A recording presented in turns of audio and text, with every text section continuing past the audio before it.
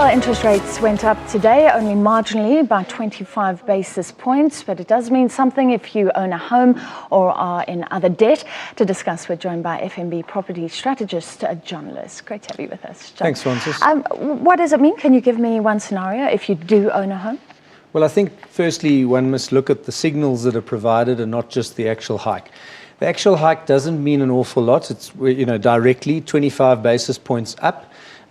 Which means, prime rate does the same. If you've got a prime loan on a 1 million rand house, that would be an extra 161 rand odd a month. So that is not massive, but it gets more significance. It's now over 400 rand when you take the January hike. And the governor has signalled further interest rate hiking. Firstly, they've upped their CPI forecast now. She continuously points out that the risks are to the upside. We know about the rand volatility. We know about the strikes and the trade union demands. So it could be higher than that. And she signals that we are in an upward cycle and that there could be more to come. Mild hiking, but there could be more to come. And those are the warnings we should take heed of, not just the actual 25 basis points hike that we saw. Yes, clearly we're in a rate hiking cycle. Let's start with this little nudge. Does it mean that, even though it is just a nudge, does it mean that maybe fewer people will enter the property market, that maybe more people will default? I think it will, not necessarily fewer people, but we've had quite strong growing demand for mortgage loans in the residential market, and I think we could just see that growth slowing for the time being. I don't think we'll see a drop in that volume yet, but growth subsiding and house price growth subsiding too.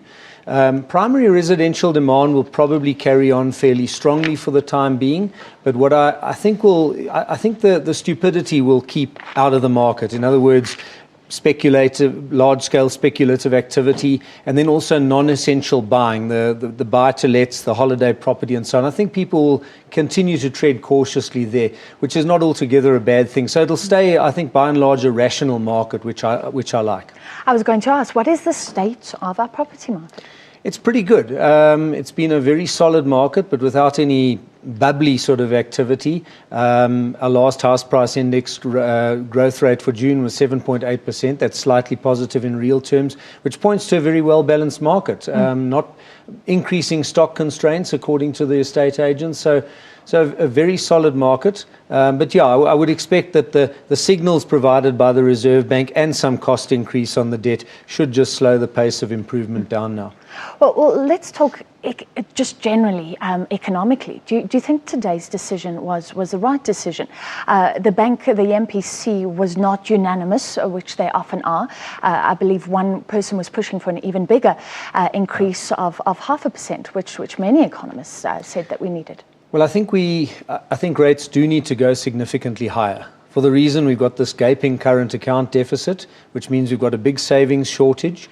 And I think that interest rates have to rise substantially higher to start reflecting that savings shortage and to start trying to incentivize the saver more than the borrower. Okay, so it's got to happen. But at the same time, I think it's got to happen in a gradual way. We had expected 25 basis points, but that's irrelevant. I think the Reserve Bank needs to move up in a very slow fashion because it needs to address those concerns that I've mentioned. But of course, we've got an economy that's not going places fast. It's very sensitive to any negatives such as interest rate hiking. So you've got to proceed with care.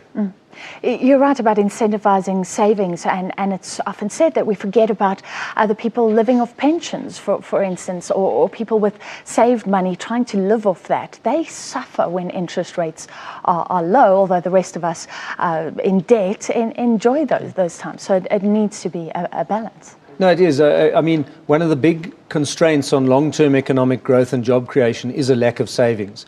Now, that lack of savings, it's not only about the household sector. They are potentially a big contributor to it, but they're not at the moment. It's also about government sector, which hasn't been a big contributor either. We've been leaving it all to the private sector, the corporate sector. That's not enough. We need a much higher savings rate in this country and much higher levels of fixed investment. That kickstarts long-term growth. Very quickly, should you enter the property market right now, and what sort of increases in your bonds should you expect going forward? Tough, when you're buying a property to live in, it's very difficult to say, well, wait for the bottom of the big buying opportunity, which could still be years away. It's very difficult to time the market. But I think what needs to be done when you enter the property, if you enter the property market, you need to buy well within your means. You need to make provision for a good few percentage points of rate hikes just to be prudent. And then, of course, there are the other costs, the steadily rising rates and taxes bills, and you need to get to grips with electricity, maintenance costs. Often those are the things that put the financial pressure on people and not just interest rates. You need to understand what you're dealing with, but if you need a place to live, you need a place to live. All right, thank you very much for your time. John Loos from FNB, and we were going to bring you some tweets, but you can find those at SABC News online.